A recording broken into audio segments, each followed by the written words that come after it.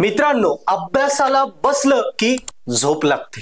अभ्यासाला बसलं की झोप लागते, हा प्रश्न इतक्या मुलांनी कमेंट मध्ये आम्हाला टाकलेला आहे. सो याच्यावर सोल्युशन काय हेच मी या व्हिडिओ मध्ये आता क्लिअर करणार आहे.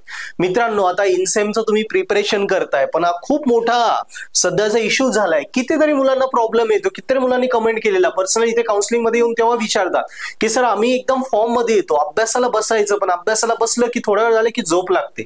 सो याच्यावर सोल्युशन काय आहे, काय गोष्टी करा की त्याने ह्या गोष्टी क्लिअर होतील आणि तुम्ही टॉप करशाल. मी आता क्लिअरली करतो. बघा, ही व्हिडिओ मी 2 स्टेज मध्ये डिवाइड केली. पहिली, झोपेचे कारण काय आहे, कशामुळे झोप लागते, मी हे पहिलं सांगणार आहे. पहिली गोष्ट येते बघा, टॉपिक न समजणं.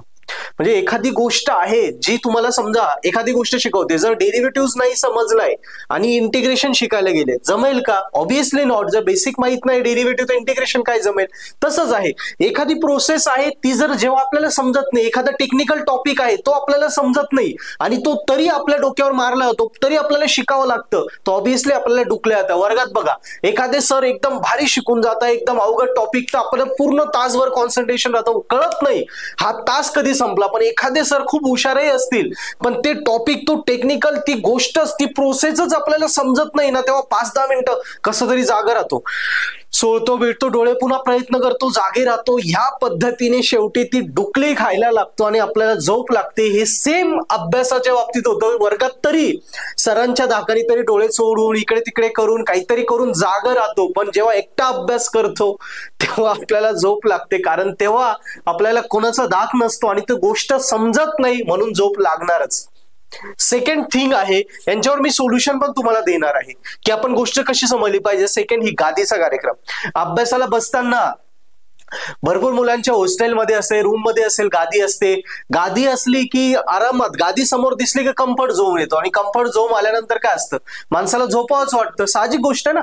जेवढं कम्फर्टनेस येईल आपण स्वीकारतो. आधी आपण स्वतः जेवण करायला बाहेर जायचं होतं, तर आपण ठीक आहे, स्वतः बनवण्यापेक्षा हॉटेलमध्ये जाऊ. आता हॉटेलमध्ये जाता डायरेक्ट ऑनलाईन डिलिव्हरी मागवतो की घरी येऊ द्या. जेवढं सोपं होईल माणूस त्या कम्फर्ट झोन कडे जातो. ही गादी तेच झालं. अभ्यासाच्या खोलीत गादी आली की माणसाला ती गादी बघितली का थोडं वाटतं भरपूर अभ्यास केले, थोडा वेळ झोपू, 5 मिनिटं 2 मिनिटं झोपू, आणि त्यामुळे आपली ही झोप लागून जाते, कळत नाही आपला वेळ कसा गेला. आणि तिसरं काय माहिती का, सिरियसनेस नाही आपल्याला. म्हणजे सांगायचं झालं ना की ठीक आहे, पास होतोय ना, होऊ दे, एवढेच पर्सेंटेज पडतील ना, पडू दे, काय 2 विषय राहिले ना, राहू दे, नाही झालं इंजिनियर, नको होऊ दे, 5 वर्षात झालो चालेल. ह्या अशा गोष्टींमुळे काय होणार आहे, आपलं फ्युचर किती खराब होणार आहे हे आपल्याला सिरियस नाही. आणि या सिरियसनेस नसल्यामुळे आपण निश्चिंत होतोय, आणि निश्चिंत झाल्यामुळे अभ्यासाविषयी सगळ्या गोष्टी दुर्लक्षित होत्या, आणि त्या दुर्लक्षित झाल्यामुळे जे टॉपिक आपल्याला समजायचे आहे ते आपल्याला समजत नाही, ऐन अभ्यासाच्या वेळी आपल्याला झोप लागते. सो मित्रांनो, हे रिअल कारण आहे झोपे लागण्याचे. आता यांच्यावर सोल्युशन काय, आता याच्यावरती मी तुम्हाला एक स्टँडर्ड सोल्युशन देतो. पहिलं तर या टॉपिक न समजण्याविषयी काय करायचं, पहिल्यांदा रिअल टाइम व्हिज्युअल करून बघ. व्हिज्युअलायझेशन म्हणजे एखादी गोष्ट आहे, जो टॉपिक तू समजून घेतोय तो रिअल टाइम कसा वर्कआउट होतो, हे जर तू टॉपिक वाचल्यानंतर असं डोळ्यासमोर व्हिज्युअलाइज करून बघितलं ना, तर तुला त्या टॉपिक विषयी मजा वाटायला लागेल, तो समजायला लागेल, आणि समजला तर झोप लागणं कमी होईल. म्हणजे समजा आपल्याला शिकायचं सिस्टम व्हॅलिडेशन, एखादं समजा व्हॅलिडेशन आपल्याला शिकायचं, व्हॉट इज द व्हॅलिडेशन, नुसती डेफिनेशन वाचली, the system where the real working is not appropriable happen which are defined by the system, it is called validation.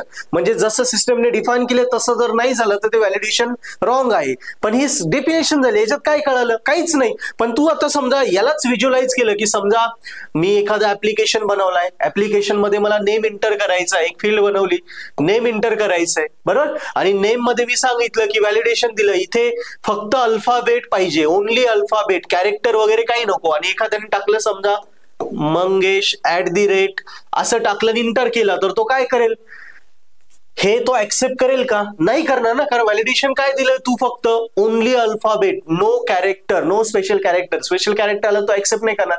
हे व्हॅलिडेशन झालं. हे मी काय केलं, व्हिज्युअलाइज करून बघितलं.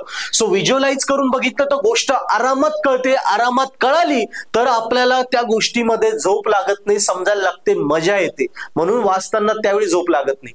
सेकंड आला या पार्ट मध्ये, व्हिज्युअलाइज करू शकतो तो व्हिज्युअलाइज कर. सेकंड आला, भाऊ तुला गोष्ट कळत नाही ना, तुझं डोकं चालत नाही ना, मग काय कर या ठिकाणी, ज्याला डोकं चालतं, ज्याला समजतं ना, त्याच्याकडे समजून घे आणि मग तू अभ्यास कर. म्हणजे एखादा मित्र शोध, त्याच्याकडून तो टॉपिक समजून घे. समजून घेतलं म्हणजे काय होईल, तुला समजत नाही म्हणून झोप लागते ना, मग समजून घे. समजून घेतल्यानंतर काय होईल, ऑब्व्हियसली तुला तो समजला, व्हिज्युअलाइज व्हायला लागेल. व्हिज्युअलाइज झाला की संपलं ना, तुला झोप लागणारच नाही, इतकं टॉपिक कव्हर होईल. आणि तिसरं, वाचताना लिहिण्याचा कार्यक्रम कर. लिही, कारण लिहिताना काय होतं, आपला हात चालतो आणि जेव्हा मॅक्सिमम सेन्स एका वेळी वर्कआउट करता बॉडीमध्ये, तेव्हा एनर्जी प्रोड्यूस होते आणि त्याच्यामुळे आपली झोप मुरते. कारण आपण लिहितो तेव्हा पहिल्यांदा वाचावं लागतं, डोळे काम करतात, पहिला सेन्स आला, समजून घ्यावं लागतं, बुद्धीच काम करते, दुसरा सेन्स आला, आणि आपण लिहितो, हात काम करतो, तिसरा सेन्स आला. 3 सेन्स एका वेळी आले की आपोआप उत्तेजना तयार होते आणि आपली झोप मुरते. सो ह्या 3 गोष्टीने तू जर अभ्यास केला, एकतर रिअल टाइम व्हिज्युअलाइज कर टॉपिक्स, म्हणजे तुला समजतील, झोप लागणार नाही. दुसरं, नाही स्वतःला समजत आहे, कुणाकडून तरी समजून घे, यस, आणि मग तुला व्हिज्युअलाइज होईल, मग तुला झोप लागणार नाही. आणि तिसरं, एकदा समजल्यानंतर किंवा नाही समजलं तरी लिहिल्याने आपली झोप मुळते. या गोष्टी फॉलो केल्या तर तुला टॉपिक समजतील, टॉपिक समजली तुला झोप लागणार नाही. नेक्स्ट आहे गादी. अभ्यासाच्या खोलीतून आहे ना, खूप कॉन्फिडन्स असेल तरच गादी ठेव, नाही तर गादी सोडून दे. टेबलवर अभ्यास कर, खाली अभ्यास कर, अभ्यासिकेत अभ्यास कर, चालताना अभ्यास कर, अशा झाडाखाली अभ्यास कर, थोडा कठोर ठिकाणी अभ्यास कर. भारी गादी दिसली की झोप तुला लागणार, हे लक्षात ठेव. आणि तिसरं, थोडं लाईफ विषयी सिरियस हो. आता नुसता इंजिनियर झाला, टॉप नाही केलं, पास नाही झालं तर पुढे कोणी विचारणार नाही, कारण तुझ्यासारखे हजारो इंजिनियर कॉलेजेस मधनं पास आउट होणार आहे आणि मग तू कुठे बसशील त्यावेळी, स्पर्धा किती मोठी आहे. सो आपल्याला पहिल्या टॉप मध्ये आणायचं, तुला अभ्यास करावा लागेल. घरच्यांनी किती पैसे घालवले, या गोष्टींचा विचार कर, थोडा सिरियस हो, म्हणजे आपोआप काय होईल, सिरियसनेस आला की जे अभ्यासाच्या वेळी झोप लागण्याने कमी होईल आणि तुझं अभ्यासावरती लक्ष येईल, तू टॉप करशील. सो या वेळी अभ्यास करा. नक्की तुम्हाला काय अडचण आली अजून कमेंट बॉक्स मध्ये लिहा, तुमचे पुढचेही प्रश्न असेल मी नक्की त्याच्यावर सोल्युशन देईल. पण या इनसेम मध्ये, एंड सेम मध्ये या वर्षी तुम्ही टॉप केलं पाहिजे, 0 to हीरो झालं पाहिजे, याची मी काळजी घेतली. यासाठी मी नंबर ऑफ तुमचे प्रॉब्लेम सोडवतोय, याच्यावरती वर्कआउट करू, अभ्यास करा आणि टॉप करा मित्रांनो. तसंच अजून पुन्हा सांगेल की तुम्हाला इंजिनिअरिंगचे तुमचे विषय अभ्यास करायचे असतील तर आपलं पर्पल ऍप्लिकेशन नक्की डाउनलोड करा, ज्याची लिंक डिस्क्रिप्शन मध्ये आहे. अँड्रॉइड किंवा ऍपल दोन्हीकडे ऍप्लिकेशन आहे. ऍप्लिकेशन वरती नंबर ऑफ तुमच्या इम्पॉर्टंट सब्जेक्टचे व्हिडिओ लेक्चर कोर्सेस आहे, paper solution, notes, paper pattern, सगळ्या गोष्टी अवेलेबल आहे. सो जे कोर्सेस आहेत त्या कोर्सेस मधले 15-15 मार्काचे टॉपिक फ्री आहे, ते बघा, आवडले तर नक्की सबस्क्राइब करा, एकदम ऑफर्डेबल आहे. आणि आमच्या सोबत व्हिडिओ लेक्चर आमचे आहे, त्याच्यासोबत तुमची इंजिनिअरिंग नक्की स्कोर करा. थँक्यू.